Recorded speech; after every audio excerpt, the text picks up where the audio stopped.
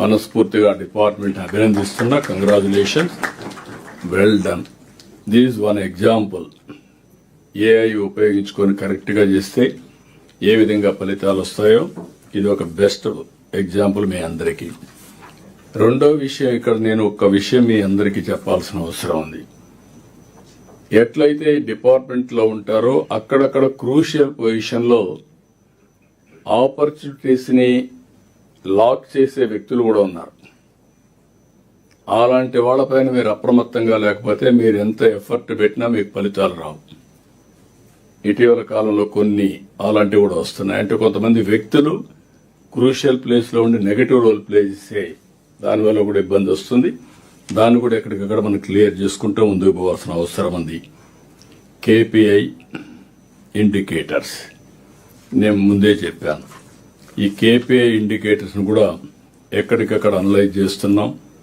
Analyse చేసి దీన్ని కూడా లాజికల్ గా తీసుకుపోవడం కోసం ఏమేం చేయాలనో అవన్నీ కూడా అప్డేట్ చేయమన్నాం. ఈ రాబోయే రోజుల్లో ఈ కేపీఐస్ ద్వారానే మంత్లీ ఎకనామిక్ రిపోర్ట్ తయారు చేసే పరిస్థితి వస్తుంది. ఇది కూడా మీరు దృష్టిలో పెట్టుకొని కరెక్ట్ గా మీరు అప్డేట్ చేయగలిగితే పర్ఫెక్షన్ వస్తుంది. ఇది కూడా మీరు గుర్తుపెట్టుకోవాల్సి కోరుతున్నా. ఇంకొక పక్కన టెక్నాలజీ అడాప్షన్, ఇన్నోవేషన్, ఏఐ ఇవన్నీ కూడా పెట్టారు. లో పెనిట్రేషన్, అడాప్షన్ చాలా తక్కువగా ఉంది. అది కూడా ఒకసారి ప్రజెంట్ చేస్తారు. ప్రజెంట్ చేసిన తర్వాత మీకు ఒక ఐడియా వస్తుంది. దీన్ని కూడా మనం ముందుకు తీసుకుపోవాల్సిన అవసరం ఉంది. లాస్ట్కి వచ్చే కొందికి ఫీల్డ్ విజిట్స్. మీరు ఆఫీసులో కూర్చుంటే అన్నీ బాగా కనపడుస్తాయి. ఫీల్డ్కి పోతే వాస్తవాలు తెలుస్తాయి. Ministers, secretaries, head of departments మీకు అందరికీ టైం బౌండ్ ప్రోగ్రామ్ ఇచ్చాం. ఎవరు ఎన్ని రోజులు ఫీల్డ్లో ఉండాలని. ఫీల్డ్కి పోవాలంటే చాలా మందికి ఆ ఇంట్రెస్ట్ ఉండదు, ఇన్క్లూడింగ్ మీ. పోయినప్పుడు పోవాలంటే ఇంట్రెస్ట్ ఉండదు, పోయినప్పుడు చాలా సాటిస్ఫాక్షన్ ఉంటుంది. Field is a field. క్షేత్రస్థాయిలో మీరు పోయినప్పుడు మనకు వాస్తవాలు తెలుస్తాయి. క్షేత్రస్థాయికి పోనంత వరకు మనకు వాస్తవాలు తెలియవని చెప్పి కూడా నేను మీకు తెలియజేస్తున్నా. అందుకే ఈరోజు డెసిషన్ సపోర్టింగ్ సిస్టమ్ తీసుకొచ్చాం. డేటా డ్రివన్ ఏ విధంగా చేయాలని మీకు గైడ్ చేస్తున్నాం. అయితే ఇవన్నీ కూడా రియల్ టైం రిజల్ట్స్ కి నాంది పలకాలి. కరెక్ట్ మెషర్స్ కూడా రియల్ టైంలో మనం చేసుకోవాల్సిన అవసరం ఉంది. ఈరోజు ఆర్టీజీఎస్ ఉంది. మీకు ఏ డేటా కావాలన్నా ఇవ్వడానికి సిద్ధంగా ఉన్నారు. ఇంకొక పక్క డాష్ బోర్డ్స్ ఇవన్నీ కూడా ఉన్నాయి. ప్రిడిక్టివ్ అనలిటిక్స్ లో అసిస్ట్ చేయడానికి సిద్ధంగా ఉన్నారు. ఆల్ ఇష్యూస్ కూడా నేను మిమ్మల్ని కోరేది ఒక టైం బౌండ్ ప్రోగ్రామ్ పెట్టుకుంటున్నాం. Zero pendency of PGRS. Everything address చేయాలి, కంట్రోల్లోకి రావాలి. అక్కడి నుంచి దీన్ని రాబోయే రోజుల్లో నియంత్రణలో పెట్టే పరిస్థితి రావాలి. అక్కడి నుంచి ఎక్కడికక్కడ ప్రజలకి మనం ఎడ్యుకేట్ చేసుకుంటూ ముందుకు పోయే పరిస్థితి వస్తుంది. ఇంకొక పక్కన మీరు గుర్తుపెట్టుకోవాల్సింది, అనేక 2 ఏళ్లు అయింది, 3వ సంవత్సరం కూడా పవర్ ఛార్జెస్ మనం పెంచలేదు. పెంచకుండా అంత మునుపు వేసినటువంటి ట్రూ అప్ ఛార్జెస్ ని అడ్జస్ట్ చేసుకునే పరిస్థితికి వచ్చాం. 5 సంవత్సరాలు కరెంట్ ఛార్జెస్ పెంచమని చెప్పి ఆ మాట మీద నిలబడి ముందుకు పోతున్నాం. ఈ విషయం కూడా మీరు గుర్తుపెట్టుకోవాల్సిన అవసరం ఉంది. అయితే ఈరోజు యుద్ధ ప్రభావంలో మనకు కొన్ని సవాళ్లు కూడా వస్తున్నాయి. అదే సమయంలో కొన్ని అవకాశాలు కూడా ఉన్నాయి. దీన్ని మనం కూడా ఇక్కడికి వచ్చినప్పుడు ఆలోచించుకోవాల్సింది. నేను మొన్న చూశాను, ఒకప్పుడు మేము ఇండక్షన్ స్టవ్ పెట్టమన్నాం. అన్ని అంగన్వాడీల్లో ఇండక్షన్ స్టవ్ పెట్టారు. ఇప్పుడు ఆ ఇండక్షన్ స్టవ్ ని మొన్న గ్యాస్ ప్రాబ్లం వస్తే ఏదో సివిల్ సప్లైస్ కార్పొరేషన్ అంతా అనలైజ్ చేసి ఈ యొక్క ఇండక్షన్ స్టవ్ వల్ల కొన్ని వంటలు చేయలేరు, కొన్ని ప్రాబ్లమ్స్ ఉంటాయన్నారు.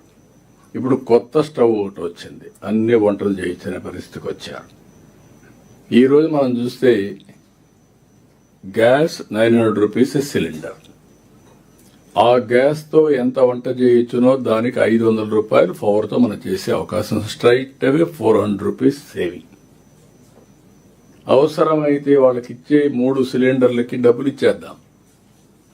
ఇంటి పైన ఏదైతే సోలార్ ఎనర్జీతో ఎనర్జీ చేసుకుంటే ఈ 500 రూపాయల వాళ్ళకి నెట్ సేవింగ్ ఉంటుంది. అదే మరిగా ఈరోజు ఈ సిలిండర్స్ ఎంత కూడా ఇంపోర్ట్ చేసే ప్రభావం కూడా పోతుంది. కుకింగ్ కూడా చాలా ఈజీ అయ్యే పరిస్థితి వస్తుంది. ఈరోజు మనం మ్యాక్సిమం మనీ ఈ యొక్క పెట్రోల్ డీజిల్ పైన ఎల్పిజి పైన స్పెండ్ చేసే పరిస్థితి వచ్చాం. దీన్ని ఒక 5,000-6,000 రూపాయలు ఇన్స్టాల్మెంట్కి ఇచ్చే పరిస్థితికి వచ్చారు. ఈ స్టవ్స్ అని కూడా మ్యానుఫ్యాక్చరింగ్ అవుతున్నాయి. ఇలాంటి ఇన్నోవేటివ్ ఐడియాస్ లో మనం ముందుకు పోవాల్సిన అవసరం ఉంది. ఈరోజు ఇటీవల కాలంలో ఎలక్ట్రికల్ వెహికల్స్ కూడా పెరిగాయి. దీన్ని లాజికల్ గా తీసుకెళ్లాలి, ఇంకా ప్రమోట్ చేయాలి. గ్రీన్ ఎనర్జీతో అవి కూడా చేయగలిగితే ట్రాన్స్పోర్టేషన్ లో పొల్యూషన్ కంట్రోల్ అవుతుంది. రెండోది కుకింగ్ కానీ ఇవన్నీ కూడా పెట్టగలిగితే ఇంపోర్ట్ కంట్రోల్ అయ్యే పరిస్థితి వస్తుంది. ఇవి కూడా చేయాల్సిన అవసరం ఉంది. మూడోది ఎల్నినో ప్రభావం కూడా. ఈ విషయం కూడా రెయిన్ఫాల్ తగ్గింది. ఇప్పటికి 25% మైనస్ డెఫిసిట్ రెయిన్ఫాల్ లో ఉన్నాం.